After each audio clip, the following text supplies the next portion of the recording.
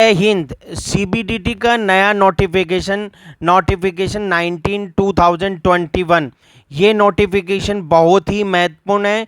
इस नोटिफिकेशन के अंतर्गत जो सेक्शन 10 और सब सेक्शन 23 के अंतर्गत आते थे, section 10 sub section 23, section 10 income tax का एजम्पशन का सेक्शन है, जिसके अंदर अगर कोई कुछ भी जिसके ऊपर इनकम टैक्स नहीं लगेगा उसका जो इंफॉर्मेशन है वो इनकम टैक्स एक्ट की सेक्शन 10 में लिखेगा। यानी एजम्पशन जितना भी छूट है, कर मुक्ति है, जिस पे कर इनकम टैक्स नहीं लग रहा है, वो सेक्शन 10 के अंतर्गत जाती है। सेक्शन 10 सब सेक्शन 23 के अंतर्गत जो इंस्टीट्यूशन आते हैं उनके ऊपर इनकम टैक्स का टैक्स नहीं लगता है, कंडीशनल उन पे इनकम टैक्स वेव है।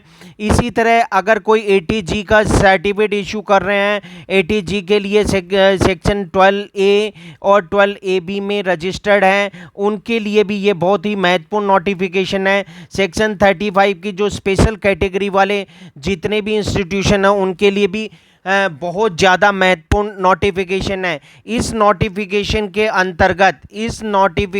अंतर्गत उन सबको दोबारा से रजिस्ट्रेशन कराना होगा, दोबारा री रजिस्ट्रेशन कराना होगा और उन्हें एक नया नंबर मिलेगा।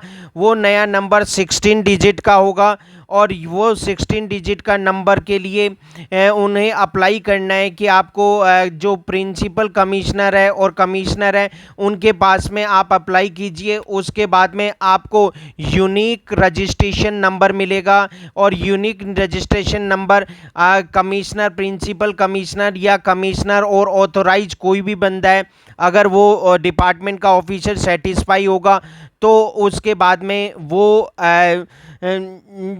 जो यूनिक नंबर है, रजिस्ट्रेशन नंबर है, वो दिया जाएगा। अगर वो जस्टिफिकेशन से सेटिस्फाई नहीं है, जो भी एप्लीकेशन अप्लाई की गई है उससे सर्टिफाइड नहीं है, सेटिस्फाई नहीं है, तो वह उसके लिए मना भी कर सकता है, रिजेक्शन कर सकता है। ये पूरा का पूरा डिपार्टमेंट की अथॉरिटी के पावर है कि वो अगर टर्म्स एंड कंडीशन जो भी उसकी एलिजिबल कंडीशन है अगर पूरे कर रहे हैं और नेचुरल और प्रिंसिपली सही है तो उसको वो ये नंबर, रजिस्ट्रेशन नंबर ग्रांट करेगा। तो यहाँ पे हमारा ये पढ़ना इसलिए ज़रूरी हो गया कि भारत में 1961 में इनकम टैक्स बना, इनकम टैक्स रूल 1962 बना। उसके बाद आज पहली बार इन ट्रस्ट पे यानी धीरे धीरे डिजिटल इंडिया और डिजिटलाइजेशन की वजह से सब जगह बहुत ज़्यादा चेंजेस आए हैं। जैसे जीएसटी ने बहुत सारे इनडायरेक्ट टैक्स को मर्ज करके कंबाइंड टैक्स बनाया और इनडायरेक्ट टैक्स स्ट्रक्चर में एक बड़ी क्रांति के रूप में और बड़े रिफॉर्म के रूप में जीएसटी ने वर्क किया है। उसका जो इम्प्लीमेंटेशन पार्ट है, इतना बड़ा देश है तो उसके कुछ भी प्रॉब्लम्स रही है या कोई भी बेनिफिट्स रहे हैं, उन सब चीज़ों को हम इग्नोर करते हैं, पर वह एक अच्छा रिफॉर्म है और इसका लॉन्ग टर्म में बेनिफिट होगा। और इसी तरह लेबर लॉज में भी चार जो लेबर नए कोड पार्लियामेंट ने पास किए हैं, प्रेसिडेंट ने उसके पे एसेंट दी है और वो भी अराउंड 20 to 30 लेबर लॉज को कंबाइन करके 4 लॉज बनाए हैं। उसी तरह ये एक कंटिन्यूस डिजिटलाइजेशन की प्रोसेस है और इनकम टैक्स डिपार्टमेंट जहाँ पे उनका वीक कंट्रोल था, जिसमें कंट्रोलिंग सिस्टम ट्रेडिशनल तरीके से चली आ रही थी, उनको भी अब कंप्यूटराइज मोड में उन्होंने उसको कन्वर्ट करने की कोशिश की है। उसी के कॉन्टेक्स्ट में मेरा मानना है कि ये नोटिफिकेशन है, क्योंकि इसमें जो एग्जिस्टिंग ट्रू इंस्टीट्यूशन है उनको एक सेपरेट रजिस्ट्रेशन लेना होगा और उसका साइड इफ़ेक्ट, जैसे आधार लिंक किया तो बहुत सारे एसएससी गायब हो गए जी इनकम टैक्स डिपार्टमेंट में, क्योंकि आधार का लिंकिंग नहीं हो रहा है, तो उस अकॉर्डिंग ऑटोमेटिक जो भी फॉल्स इंफॉर्मेशन, झूठी इंफॉर्मेशन देते थे वो हट गए डिजिटलाइजेशन की वजह से। इसी तरह इन्होंने कह दिया कि जितने भी एग्जिस्टिंग ट्रस्ट हैं जो सेक्शन 10(23)(c) का बेनिफिट ले रहे हैं उन सबको री रजिस्ट्रेशन कराना होगा। नया रजिस्ट्रेशन 16 डिजिट का होगा, कमिश्नर को दिया जाएगा। रजिस्ट्रेशन पे साइन कौन करेगा? रजिस्ट्रेशन पे साइन वो करेगा जिसे सेक्शन 140 में इनकम टैक्स रिटर्न को पे साइन करने का पावर है। और इसका सेंस है अगर कोई रिटर्न डिजिटल फॉर्मेट में डिजिटल साइन की रिक्वायरमेंट होती है तो उसके डिजिटल साइन जाएंगे। अगर जहाँ पे वेरिफिकेशन इलेक्ट्रॉनिक वेरिफिकेशन का रिक्वायरमेंट है 140 का तो वो इलेक्ट्रॉनिक वेरिफिकेशन होगा। तो ये नोटिफिकेशन 27 पेज का है। इसमें सेपरेट सेपरेट करके बताया गया है कि सेक्शन 1020C में क्या किस तरह से अप्लाई करना है, सेक्शन 80G का बेनिफिट लेने वालों को किस तरह से अप्लाई करना है, सेक्शन 12A 12AB वालों को कैसे करना है, 35 को कैसे करना है। इसका सेंस है कि ये नोटिफिकेशन रिपीट हो रहा है। इसके नोटिफिकेशन को हम देखेंगे तो इसमें हमें फॉर्मेट बताए गए हैं। फॉर्मेट जैसे फॉर्म नंबर 3CF बताया गया है जो कि एप्लीकेशन फॉर रजिस्ट्रेशन। फिर उसके बाद में हमें नया सेपरेट सेपरेट फॉर्म्स दिए गए हैं और इन सब ये सारे के सारे फॉर्म्स के अंदर हमें रजिस्ट्रेशन की नया रजिस्ट्रेशन कराना होगा और अप्लाई करना होगा। उसके साथ में डॉक्यूमेंट की लिस्ट दे रखी है, क्या क्या सपोर्टिंग डॉक्यूमेंट होंगे। फॉर्म नंबर 10AB बोला है। 10AB इनका सबका हम कैटेगरी पढ़ेंगे किसको ये फॉर्म भरना है। ऑलमोस्ट सारे के सारे फॉर्म एक जैसे हैं, सारे के सारे ये जो अप्लाई करने के फॉर्मेट है वो एक जैसे हैं, मेजॉरिटी पार्ट एक जैसा है। फिर भी थोड़ा डिफरेंस होने की वजह से इन्होंने फॉर्म 10AB का नाम दिया, फिर 10A का नाम दिया है। 10A का अप्लाई कर सकते हैं। देखिए अगर हमें जैसे हम जब पढ़ेंगे जब ये आएगा कि सेक्शन 10 ये उनके लिए सेक्शन 10 23 1 और 4 जो क्लॉज 1 और क्लॉज 4 में आते हैं उनके लिए ये फॉर्म दिया गया है। और 10B जो फॉर्म है आगे वाला जो वो फॉर्म इन्होंने जो दिया है वो 10 बाकी सेक्शन 1023C के लिए दिया गया है।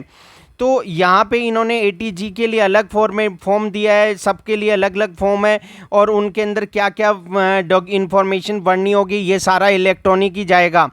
अब मोटे तौर पे ये देखें जैसे यहाँ पे इन्होंने बताया एक फॉर्म है जो फॉर्म का नाम दिया है पहले 10A हमने देखा जो कि 10 सबसेक्शन 1023C 1 और 4 में चला गया, बाकी सेकंड थर्ड इनके लिए ये वाला फॉर्म है। हम इन सबको डिटेल में पढ़ेंगे एकेडमिक पार्ट पे। आपको इस नोटिफिकेशन को पूरा देखना है। फॉर्मेट जब भी कभी भी अप्लाई करेंगे तो फॉर्मेट आपका पोर्टल पे होगा, वही फाइनल है।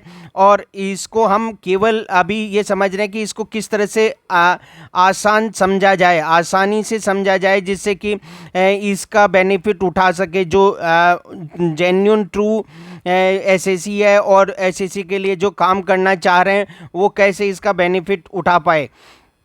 हम यहाँ पे इसमें देखते हैं नोटिफिकेशन का। ये नोटिफिकेशन स्टार्ट हो रहा है, इसको नया नाम दिया गया है, रूल्स के अंतर्गत इसको चेंज किया गया है। यहाँ पे इन एक्सरसाइज यहाँ पे ये CBDT ने इशू किया है। In exercise of the power confirmed by clause 1 2 3 4 of the first proviso of the clause 23C of section 10, ninth proviso or to clause 23C of section 10, sub clause 1 2 3 4 5 and 6 of clause AC of subsection 1 of section 10A subsection 3 of section 12AB first and fifth proviso of section 1 of section 35 subsection 1A of section 35 clause 1 first second third 4 of first proviso of subsection 5 of section 80G, third proviso to subsection 5 of 80G and clause 8th and clause 9th of subsection 5 of section 80G read with section 295 of Income Tax Act 1961. The CBDT Central Board of Direct Taxes hereby makes the following rules makes the following rules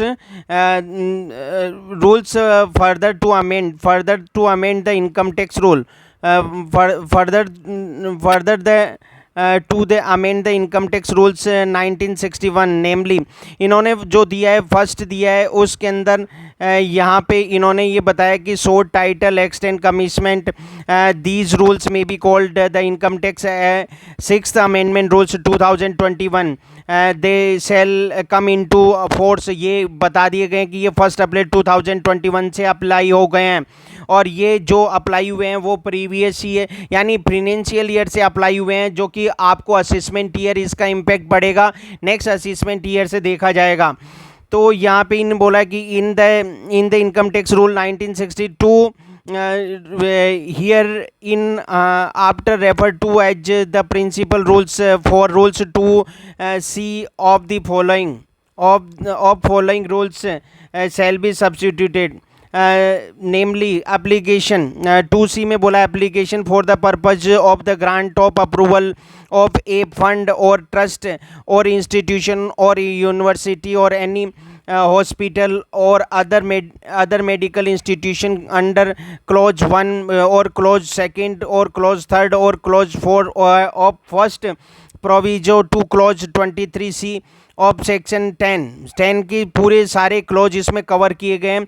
an application under close 1 और close 2 और close 3 और close 4 of first proviso of section 23C of section 10 for the grant of approval of a fund or trust or institution or university or other educational institution or any hospital or other medical institution herein after refer to as the applicant shall be made in the following form, नेमली इन्होंने ये कहा कि जैसे को section 1023C में जो भी hospital आते थे, यूनिवर्सिटी आते थे, मेडिकल इंस्टीट्यूशन आते थे, उन सभी के लिए इसमें इन्होंने कहा कि उनको अप्लाई करना होगा, वो इस सेक्शन के लिए इस रूल्स के लिए एप्लीकेंट हैं और इसमें इन्हें रूल्स के अकॉर्डिंग ये फॉर्म फाइल करना होगा। Form 10A in case of application under clause 1 और क्लॉज 4, क्लॉज 1 और 4 के लिए बोला है of the first proviso to the clause 23C of section 10 to the principal commissioner और कमिश्नर। यहाँ पे इन्होंने जो कवर किया है वो किया है कि 10A form number 10A file करना होगा। किस किस को फाइल करना होगा? जो कि सेक्शन 23C जो 10 सेक्शन सब सेक्शन 23C में आ रहे हैं, क्लोज 1 और क्लोज 4 वालों को फाइल करना होगा। फॉर्म 23 जो हमारा यहाँ पे ये जो क्राइटेरिया है, इस क्राइटेरिया के अंतर्गत हमें इन्होंने ये बोला है, इस क्राइटेरिया के अंतर्गत हमें ये बोला है कि हमें फॉर्म फाइल करना होगा 10A जो कि सेक्शन 10 सब सेक्शन 23C में के 1 और 4 प्रोविजो में आते हैं, उनको 10A फाइल करना पड़ेगा। और बाकी 10A भी in case of application under 2nd और 3rd ऑफ फर्स्ट प्रोविजो उनको 10A भी फाइल करना होगा। और ये जो फाइल होगा वो प्रिंसिपल कमिश्नर और कमिश्नर के पास फाइल किया जाएगा। देखिए हमारा 10A और 10B, पहले हम वो फॉर्म देखते हैं जो कि इन्होंने नोटिफाई किया है। ये फॉर्म ऑनलाइन फाइल किया जाएगा। ये ऑनलाइन फाइल जो किया जाएगा उनके लिए है, जब हम ऑनलाइन फिल करेंगे इस पर डिजिटल सिग्नेचर होंगे और ई-वेरिफिकेशन होगा और इसके साथ में लिस्ट ऑफ डॉक्यूमेंट अटैच करने होंगे। और उसके बाद हमारा जैसे सेक्शन ये जो बताया गया वो हमें जो इसके बारे में बोला है वो सेक्शन 1023C जो 1023C 1 और 4 में आ रहे हैं उनके लिए ये बोला गया है इन्होंने यहाँ पे कि ये फॉर्म नंबर 10A फाइल करना होगा, 10A फाइल करना होगा। अब इसमें इन्होंने पूछा है कि सबसे पहले आपको पैन नंबर देना है। पैन नंबर के बाद सेक्शन कोड लिखना है, कौन सी सेक्शन में अप्लाई कर रहे हो। इसके बाद में नेचर ऑफ एक्टिविटी देनी होगी कि आप चैरिटेबल हो, रिलीजियस हो या रिलीजियस कम चैरिटेबल हो। फिर टाइप ऑफ कॉन्स्टिट्यूशन, आप ट्रस्ट हो, सोसाइटी हो, कंपनी सेक्शन 8 वाली कंपनी या 25 वाली जो पुराने कंपनीज एक्ट की कंपनी हो या अदर क्या हो, गवर्नमेंट इंस्टीट्यूशन क्या है। Weather the applicant is establish under the कोई भी किसी तरह से उसका स्टेटस पूछ रहे हैं under an instruments, date of incorporation वो पूछ रहे हैं, इनकॉर्पोरेशन नंबर पूछ रहे हैं, अथॉरिटी कहाँ पे की उसका नाम पूछ रहे हैं। Other objective of applicant, applicant का ऑब्जेक्टिव क्या है, चैरिटेबल, मेडिकल, एजुकेशन, जो भी ऑब्जेक्टिव है वो देना पड़ेगा। Whether the trust deed contents close that the trust is irrevocable, उसमें ट्रस्ट डीड इरिवोकेबल है या नहीं उसको चेक करना। Whether the applicant is registered on DARPAN portal पे रजिस्टर्ड है या नहीं अंडर FCRA, अगर आपको फॉरेन कोई भी डोनेशन कंट्रीब्यूशन रिसीव हो रहा है उसके अंदर है। रिलेवेंट लॉज पोर्टल पे है, registration number, date of registration, authority किस दिन से रजिस्ट्रेशन ग्रांट हुआ। Whether any application for registration made by applicant in past, अगर आपने पहले इसके लिए एप्लीकेशन फाइल की थी या नहीं की थी उसकी हिस्ट्री। आपको जैसे 1023C का कभी भी कोई ऑर्डर होता है, अप्रूवल का भी ऑर्डर होगा, रिजेक्शन का भी ऑर्डर होगा, उसकी इंफॉर्मेशन बतानी है। Whether claiming assumption under clause 21 of section 10 of income tax, आप 1021 का कोई एजम्पन क्लेम कर रहे हो। डिटेल ऑफ ऑल द जो भी आपके ऑथर फाउंडर जो भी है उनकी मेंबर्स, इन सब की society members of the governing council, उनकी डिटेल देनी है, उनके शेयर होल्डिंग पैटर्न देना है, कंट्रोल के बारे में बताना है। इसके बाद में इन्होंने नेम, रिलेशन, परसेंटेज क्या है, ईमेल आईडी, कांटेक्ट, कुल मिला के जो मैनेज कर रहे हैं उन व्यक्तियों का देना है। In case if any of person as mentioned in row जो ऊपर वाली है 9A is not an individual that provide the following detail of the natural person, अगर आप कोई कंपनी है तो उसके natural person who are beneficiary owner 5% और more of such person as the date of application, ये उसका वहाँ का जो उस दिन का स्टेटस के अकॉर्डिंग फाइल करना हुआ। Has return of income been filed for the last assessment year for which the due date has been expired, आपने रिटर्न टाइमली भरी या नहीं भरी उसके लिए आपकी बताइए, जिसकी रिटर्न की डेट चली गई वो लास्ट रिटर्न भर रखी है नहीं भर रखी। इसके बाद में इन्होंने बोला है डिटेल ऑफ आपको देना होगा, ये डिटेल्स है, कॉर्पस क्या है, लॉन्ग टर्म लाइबिलिटीज़ क्या है, लैंड एंड बिल्डिंग क्या है, फंड्स रिजर्व क्या है, अदर लाइबिलिटीज़ क्या है, अदर फिक्स एसेट क्या है, investment deposit made into one और मोर ऑफ होम और modes specified in sub section 5 of section 5 में जो इन्वेस्टमेंट कर 11(5) में इन्वेस्टमेंट है उसका डिटेल्स पूछ रहा है। Investment deposit other than mention in जो 17 के अलावा जो इन्वेस्टमेंट है वो अदर एसेट्स पूछ रहा है। Income receive in last 3 years की पूछ रहा है, immediately preceding the previous year in which application is made, इसमें बोला yes. Grant receive from central government, state government का बताइए, grant receive from companies under corporate social responsibility या other कोई ग्रांट मिली अदर इनकम, उसका लिए इन्होंने पूछा है आपसे। वेदर द फंड और the institution has incurred any expenditure of the religious nature, अगर आपने कोई रिलीजियस नेचर का खर्च किया है तो बताइए।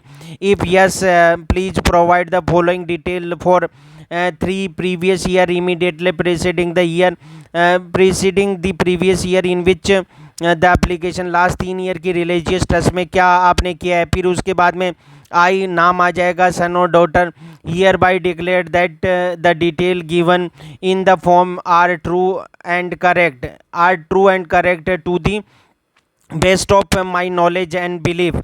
आई undertake to communicate for with any alteration in the terms of the trust, society, non-profit companies or in the governing in the rules governing the institution made at the time at any time there after यानी अगर future में कोई भी परिवर्तन होगा उसकी सारी सूचनाएं दे देंगे। मेरे जानकारी और विश्वास में ये सारी सूचनाएं सत्य है और अगर भविष्य में किसी भी प्रकार का परिवर्तन होता है तो मैं आपको बता दूंगा। I further declare that I am filing this form in my capacity as, उसमें अपनी पोस्ट आ जाएगा president treasurer secretary having permanent account number and I am competent to file and verify it, वो अपना इस तरह से।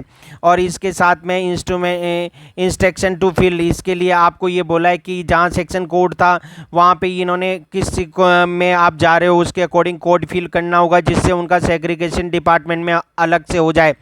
ये एप्लीकेशन फॉर इंटीमेशन अंडर ये सेक्शन 35 के लिए हैं, उनके कोड्स दे रखे हैं रिलीजियस में relief of poor, medical, education, yoga, इस तरह का ये योगा भी उसमें चला गया, चैरिटेबल में इस तरह के उन्होंने यहाँ पे दिए हैं।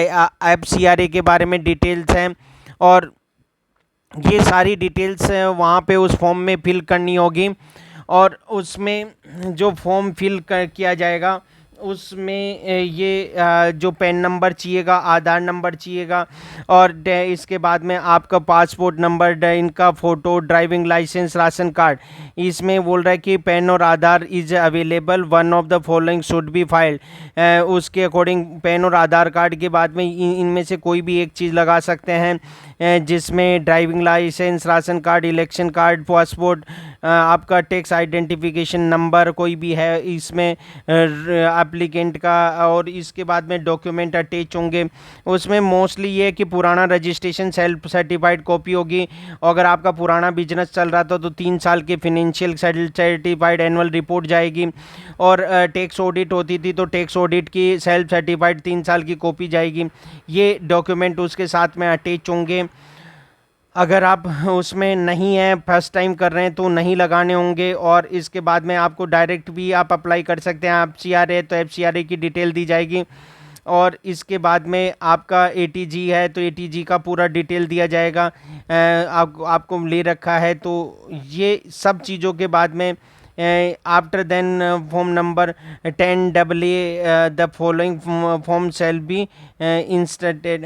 देखो इन्होंने आपको जो बताया कि वो 10A फॉर्म फिल होगा, इसी तरह 10B अलग सेक्शंस के लिए इन्होंने बताई गई है। तो ये फॉर्म बिल्कुल आसान है, इनको फिल कर सकते हो और इनको फिल करने के बाद डिपार्टमेंट से आपको 1-to-1 कम्युनिकेशन करना पड़ेगा। ये तो हुआ डॉक्यूमेंटेशन पार्ट पे जो कि आपको फाइल करना है। उसके बाद डिपार्टमेंट आप विजिट कीजिए या पहले भी विजिट कर सकते हैं और उनमें डिस्कशन कर सकते हैं, पर ऑनलाइन प्रोसेस की वजह से आपको फाइल करने पे भी मिल सकता है। और अगर उनको किसी प्रकार का कोई डाउट है तो इन्फॉर्मेशन, एडिशनल इन्फॉर्मेशन मांग सकते हैं।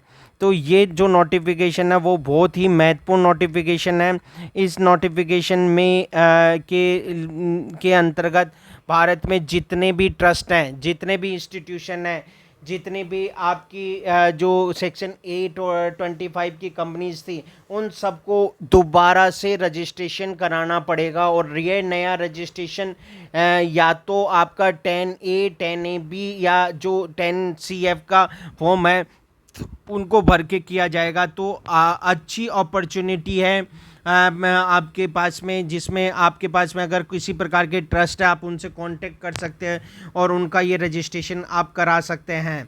और एग्जिस्टिंग आपके पास पहले से हैं तो उनको भी आप गाइड कर सकते हैं टाइमली, जिससे वो अपना ये रजिस्ट्रेशन नंबर ले लें और आगे फ्यूचर में उनको बहुत ही आसानी होगी। Thank you for watching.